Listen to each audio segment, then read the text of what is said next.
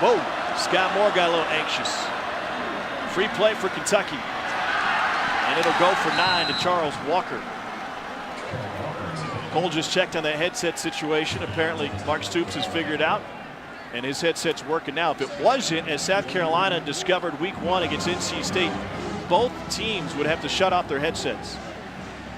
Will Muschamp wasn't too pleased about that week 1 in Charlotte.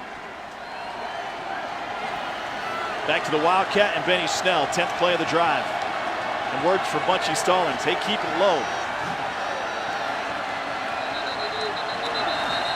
And Kentucky's going to use the timeout. First charge timeout, Kentucky. South Carolina scored on its first play of the game. Nothing since, and now Kentucky trying to answer late in the first quarter.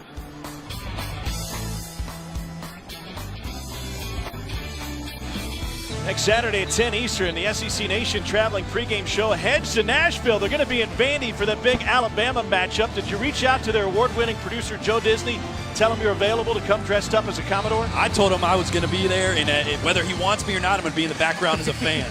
Tell you what, you go as a door, I'll go dressed as you. I got some Lululemon laying around. Yeah, perfect. It's SEC Nation, presented by Johnsonville, right here on the SEC Network. Also streaming live on the ESPN app.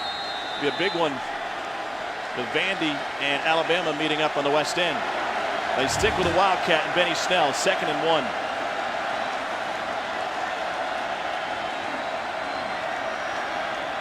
Snell's going to throw it. Steven Johnson couldn't haul it in. It was there, and the first down was just waiting for the senior quarterback. Tom, with the Wildcat, you have a quarterback that splits out. Most of the time, the defense doesn't really respect that. They'll kind of cut the difference or maybe even not put a guy over there. They didn't that time. If you can see, there is nobody over there, just one guy over the top of 2 over there. But that can still be effective because now Carolina knows that they will possibly throw it out. Oh, yeah. And that'll drag somebody out of the box. Johnson wants to throw, looking for his tight end. It is caught, beautiful hands by Greg Hart. 2 tight ends out on that route, and he's able to go to the guy underneath for a first down. Remember, Eddie Gran said we want to get in 2 tight end sets so we can go Wildcat, and then we can pull out a Wildcat, but we got to be able to make plays with 2 tight ends on the field. Great throw, great catch, great concentration. For a South Carolina defense that is 109th nationally in yards and total yards, they are 16th in the country in red zone. They are very, very stout when you get inside the 20. It's freshman Lynn Bowden in the Wildcat. 1st and goal, Kentucky. Bowden keeps it. And he's inside the 5. And Tom, Bowden's a guy that played quarterback in high school. So if they can have Benny Snell back there sometimes, Bowden back there sometimes, they split out 2 guys and no one's covered again. I imagine they're going to want Lynn Bowden throwing that instead of Benny Snell.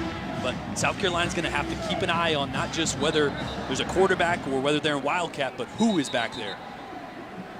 Injured South Carolina player Taylor Stallworth, the senior defensive lineman, is still on the field.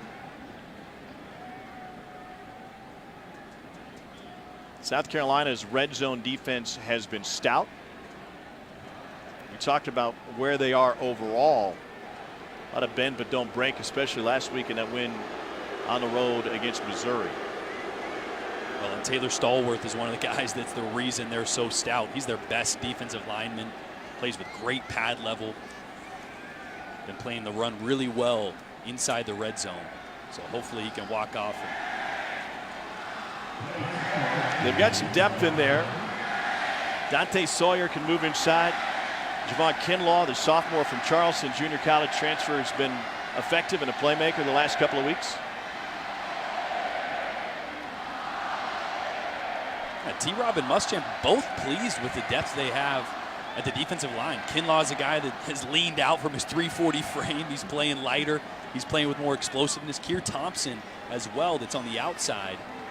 More so now played at 260 on the inside. Last year, they're happy with the depth they have, but they need number 90, Stallworth, in there. So interesting to see how serious that injury is. 13th play of the drive for Kentucky. They'll empty Johnson out. Snell in the Wildcat. Straight ahead. motors his way to the goal line and in. Touchdown, Kentucky, from Benny Snell Jr.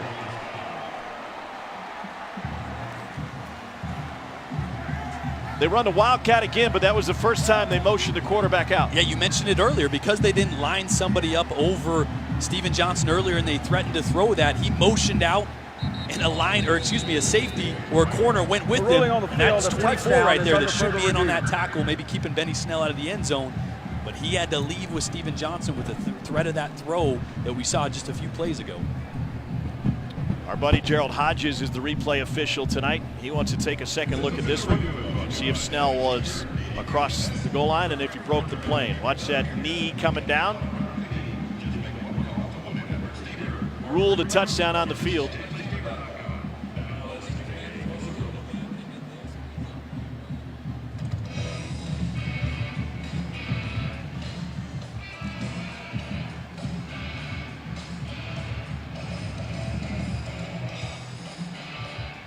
Tough to see with the bodies in there. TJ Brunson's arm is almost wrapped around Benny Snell's knee as well. Not sure if there's going to be. Here's your best look. Try to judge where the ball is when the knee is down. All he has to do is break the front of that goal line, break the plane, rule the touchdown on the field. And Mark Stoops is thinking this thing will hold.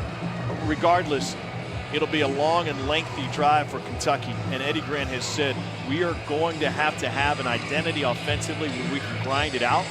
Mark Stoops said last year our season started at Southern Miss. It was either a score or a pick every 30 seconds. After further review, the ruling on the field stands. Touchdown. Ruling on the field stands, and Kentucky is a point after away from taking the lead on a Benny Snell 5-yard run.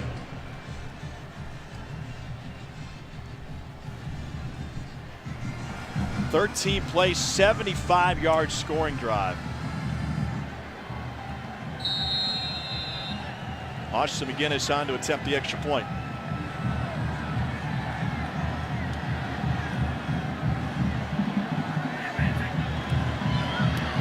And with a minute left in the first quarter, Kentucky has its first lead in a series they've won 3 in a row.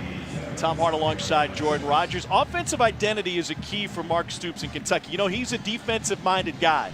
So when we start talking about tempo, he's like, hold on a second. We've got to be physical, and we've got to be determined, and that last drive looked just like what he wants to be. Well, it's a perfect combination of the two, being physical and utilizing tempo to keep South Carolina on their heels and not knowing who's lining up at quarterback. So perfect drive. When you think about it, throwing an interception earlier, giving up a huge play to Deebo Samuels, and now you got the lead. That was a crucial drive put together right there by Eddie Grant in this Kentucky offense. And they have stepped it up big time defensively. That first play from scrimmage went for 68 for South Carolina, but since then, Jake Bentley and the Gamecocks have been quiet. Yeah, the Kentucky's done a great job of masking their coverage. They've run like 5 different coverages already so far, creating confusion with Bentley. I don't think he's seen everything as clearly as he has in the past, and they haven't been able to put together much. We knew they weren't great running the ball coming into this, and that was something they wanted to emphasize, but they haven't looked good throwing the ball yet either. This will be an important drive for Bentley to get comfortable and get in rhythm. It was a short kick on the initial kickoff to try to keep it away from Deebo Samuel. Mark Stoops says we're going to try to keep it away from him all game. They may surrender field position to do that. And they'll do that here with A.J. Turner gets spun around. Turner tries to cut it up. Mouthpiece goes flying, and he's brought down short of the 20. So Jake Bentley takes the field in front of 80,000 with a motion high. And they hit this pass over the middle that Deebo Samuel takes the rest of the way. Yeah, great play call early, getting the ball in your playmaker's hand. Right here, just a miss, something that he should complete, and then a forced throw, and then you kind of get out of rhythm. You start pressing, you start not seeing things clearly. They've struggled. They haven't been on the same page early in this game outside of that first play to Deebo. Look for a few easy completions, getting Bentley back and comfortable, back in a rhythm. Establish the run. He's missed on each of his last 5. And so Rico Dowdle takes it ahead just past the 20 for 3. We talked with Jake Bentley yesterday about his kind of welcome to college football moment. He said, listen, I was a 3rd-string quarterback. I didn't know where I stood from a leadership perspective. I had other guys who were upperclassmen in front of me. So going to the Georgia game, And on that Monday, I took 2 snaps, 2 reps with the ones. A week later, I took 60. Things sped up really fast for Jake Bentley. Dowdle on 2nd and 7. And Kentucky's swarming defense gets to him after a gain of 4. That'll bring up a 3rd down here towards the end of the first quarter. That's how it goes for a young quarterback, Tom. 1 minute you got 1 or 2 reps against probably the 2nd or 3rd strings, and the next you're the face of the franchise or the face of the program as it is here in college. So he's had an expedited journey, and he's still maturing in front of us. He represents the future of this South Carolina program. Young and full of promise, but right now they're down by a digit as we head to the second quarter. Here's our Tailgaters of the Week, brought to you by Zaxby's. Jordan, you don't have to have a tailgate, by definition, a tailgate, but it comes in handy, and they got that already. I'll tell you what's crucial is those chairs right there. Yeah, it is. You can't underestimate a good, comfy chair out in the parking lot. We saw and when you get up to eat, you better make sure you keep an eye on it. You're the kind of guy that would steal someone's chair. You know, what I do is I get up to eat and I take my old food and I put it down on the chair. So if anyone does take it, they're going to sit in my mashed potatoes and they'll pay the price. We saw a guy setting up his satellite dish yesterday about noon. He was the only one out in the fair parking lot, but he was ready. On 3rd down, they're going to be held short. Courtney Love came up to make a stop and a little bit extra pushing and shoving. Love is one of the Youngstown kids. He's had a Cardinal Mooney, home of the Stoops and the Pellinis. Ray Boom Boom Mancini, and Courtney Love came up with a big hit to leave him short. And South Carolina is going to have to punt it away.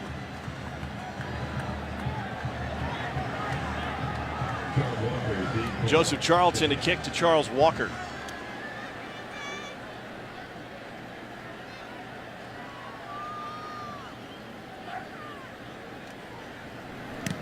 Almost got to it, and Kentucky will take a fair catch at the 32. 41-yard punt. This is a Kentucky team now with some momentum under head coach Mark Stoops, former Iowa defensive back. He and a couple of his brothers played for Hayden Fry at Iowa. His late dad Ron was a defensive coordinator at Cardinal Mooney. Ron Stoops Jr. was coaching against him the night their dad suffered a heart attack during a high school football game. At the funeral, Bob Stoops put his Iowa Rose Bowl ring in the casket with their dad, who was buried with that number 41 Iowa jersey. And his spirit lives on in all of these kids that were born in and raised in the game. From the moment they could walk, they would tag along to practices. And at night, the Stoops family would watch film with the projector on the kitchen table, projecting onto the refrigerator. It's amazing how sometimes things are just in your blood. You're just meant to do things. The family was meant to coach. Gain of 6 as they work in another tight end. So far, this game plan is exactly what Eddie Gran wanted to see. We've seen them change tempo. Now they're going to spread out South Carolina defense. You got to feel like this drive is one of those times they're going to try to take a shot. When are we going to see that? What type of coverage are they looking for?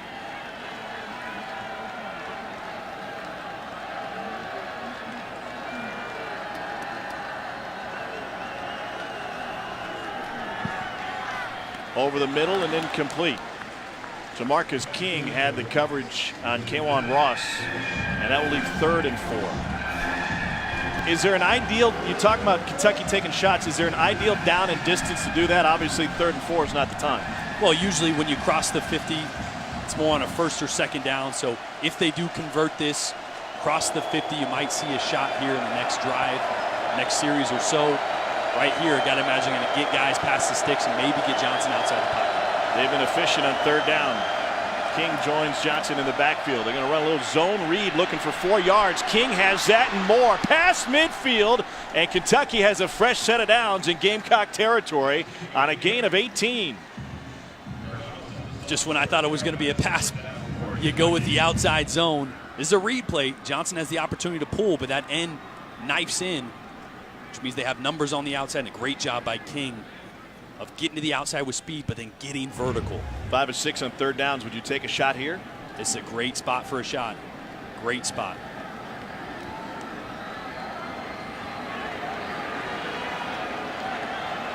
one-on-one coverage here at the bottom of your screen.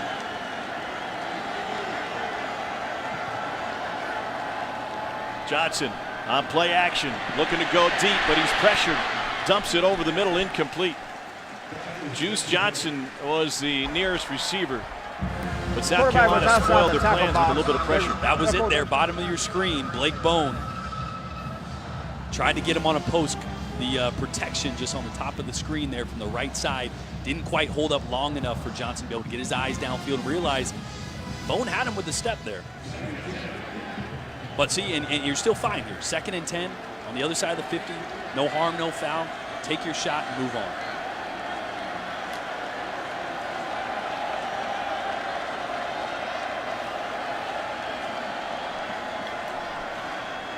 Little delayed draw. Benny Snell gets tripped up.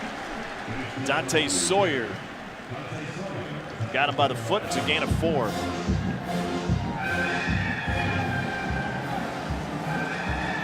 So 3rd down 6. Kentucky loves their tight ends. They'll trade one for a wide receiver here.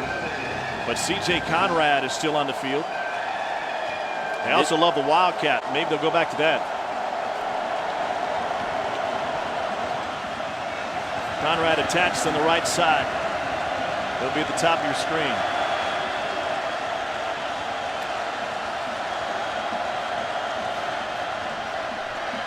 Run pass option, complete to the edge, and extra effort for Garrett Johnson to pick up a 1st down.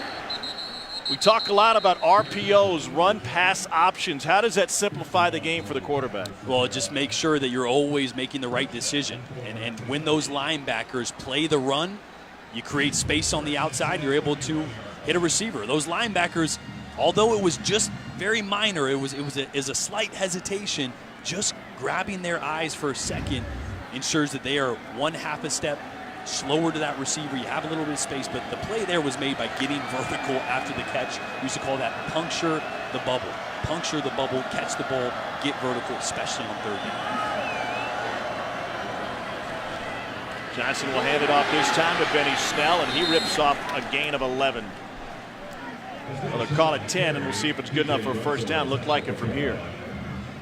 You like this balance so far from the Kentucky offense? Love the balance. And another thing these long drives are doing, Tom, you hear the crowd? They're out of it. Yeah, no. These drives, you don't. And you heard it so loud early, but these drives keep that crowd quiet, keep momentum on your side, eating up the clock. Picture perfect so far for Eddie Gran in this offense. 14 runs against 17 passes for their 31 plays from scrimmage. Steven Johnson will keep this one. I think twice about that. He gets crunched. Jamarcus King came up from his cornerback spot. Daniel Fennell was the first one to meet him. TJ Brunson getting mixed up in that tackle as well. When you have a mobile quarterback, you got to do something when they go zone read. Either charge the mesh, make a quick decision, or you crash on the running back and you scrape a linebacker. And that's what we saw there. It's a great, sound defensive scheme against a mobile quarterback. Another long, sustained drive for Kentucky. This will be the 9th play of this one. We got Snell on the wheel route, going to the tight end. C.J. Conrad up the middle. Conrad making people miss, rumbling to the goal line. And he is just short of the goal line on a gain of 20. How about Benny Snell selling that one? I love this call right here, a tight end middle screen. We used to run this in junior college. It was one of my favorite plays ever. Get some misdirection when you've been running the ball well. Tight end just leaks in the middle and nobody's watching. Heck of an effort there. So 1st and goal, Wildcat with Benny Snell. He's attempted one pass out of it. It was incomplete. Handles the snap, straight ahead, in, but flags. Looked like movement up front from Kentucky. Ball start, number 67 offense. 5-yard penalty, still 1st down. Landon Young was moving.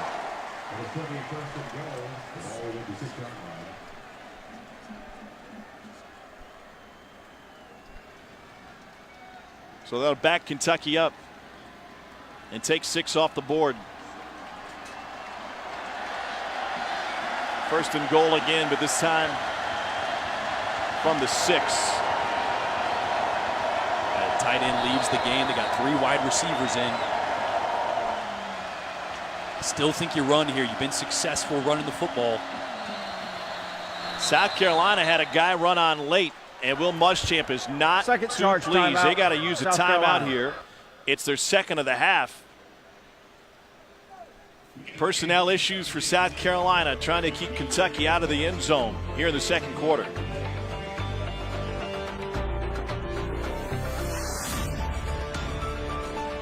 Welcome back to SEC Saturday Night, presented by Holiday Inn Express. Kentucky with a 7-6 lead, and the Cats looking to add to that. Carolina scored on its first play of the game, but missed the point after, and Kentucky was able to answer with a long, drawn-out drive, and now they're putting the same together here. This will be the 10th play of the drive.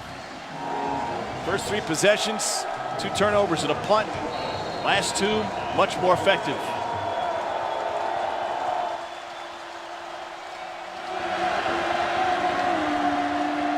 Benny Snell, left side, took a hit and is still able to get down near the 1. TJ Brunson came in to deliver the stop.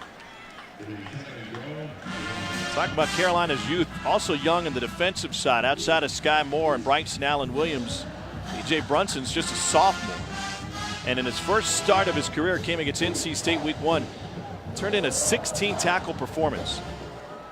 Yeah, Tom, he and Sky Moore are really the strength of that defense. Brunson's a fast, violent player, very physical uphill. Back to the Wildcat, Benny Snell.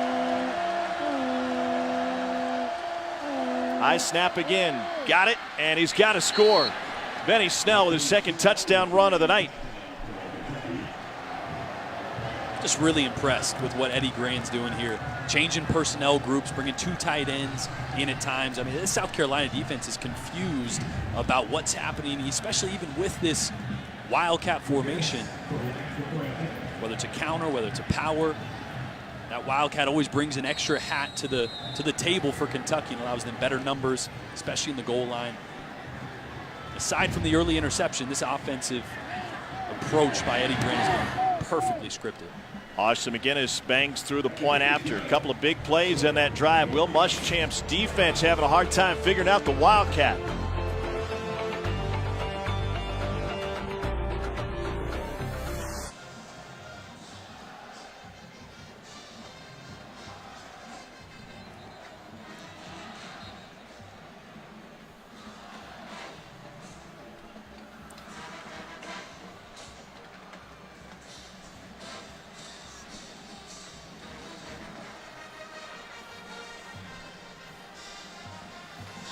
It's going to be a very interesting race in the SEC East. There's no question. Let's take a look at the road to Atlanta, brought to you by Mercedes-Benz, a walk-off winner for the Gators in the Swamp today. Tennessee had plenty of opportunities. Volunteers 5 trips inside Florida's 35 without points, including 3 missed field goal attempts. Now, the SEC East has been obviously dominated by Florida, Tennessee. They've won 17. South Carolina and Kentucky have combined for just 1. Deebo Samuel has been moved up here for South Carolina. He's at the 15-yard line. Because Kentucky kicked it short each of the last 2, and now they kick it deep, and A.J. Turner is bottled up at the 15-yard line. So South Carolina trying to move their chess pieces around a little bit, but couldn't pay it off. Trying to catch him with one there. They're obviously trying to kick it away from Deebo as much as possible, try to sneak him in. That short kick we saw earlier. Only FBS player with multiple kickoff return and receiving touchdowns. By the way, I got a note on that Florida-Tennessee game that Kentucky fans may not want to hear. That was the longest touchdown pass with zeros on the clock since 2002. Kentucky fans know that was the Bluegrass Miracle. Marcus Randall of LSU covered 75 yards in the win at Commonwealth Stadium. Premature celebration that day. Here's A.J. Turner straight ahead, and he's able to gash Kentucky before Darius Rest stopped him after a gain of 7. A.J. Turner's got some burst now. He started for the first 5 games last year before Dowdle took over. You can see the skill there, and really the explosiveness that he brings to the table. Each one of these running backs is kind of a hot hand. Rico Dowdle's the guy that'll be in most. He's the best in pass protection, but whoever's got the hot hand is going to continue to stay out there with running back coach Bobby Bentley giving it to him. Turner's a guy that stands 5'10", 185, but he's not afraid to lay a lick now. He did that in the Missouri game last week. He will lower his shoulder on you. He's a powerful runner. You see the burst that I was talking about, great cut there and then getting vertical. I don't care if you're the most talented running back or the least talented running back on the roster. The ability to make one cut and get vertical, so very, very important. That's Carolina's first down since the opening play to Deebo Samuel.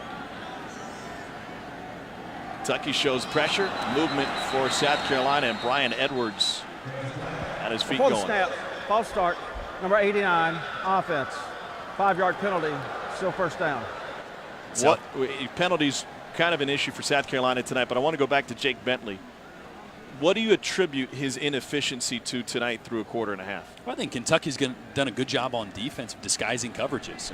We got to pump the brakes a little bit and realize he hasn't seen a ton of football. There are still teams and defensive schemes that are going to give him trouble.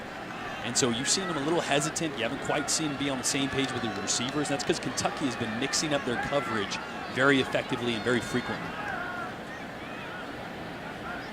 On 1st and 15. Batted away and incomplete. Jake Bentley last year became the first quarterback since John David Booty to skip his senior year of high school to play major college football. I think Matt Elam comes up with a big paw to swat this one down. Yeah, Matt Elam, a guy that's had a ton of criticism. Came in with so much hype and so much upside, waiting for him to be dominant. Great job there. When you don't get to the quarterback, get your hands up. Who's criticizing him? I mean, I was probably at the forefront of that. Did a Kentucky game last year. I thought Nakez Pringle brought a little bit more to the table.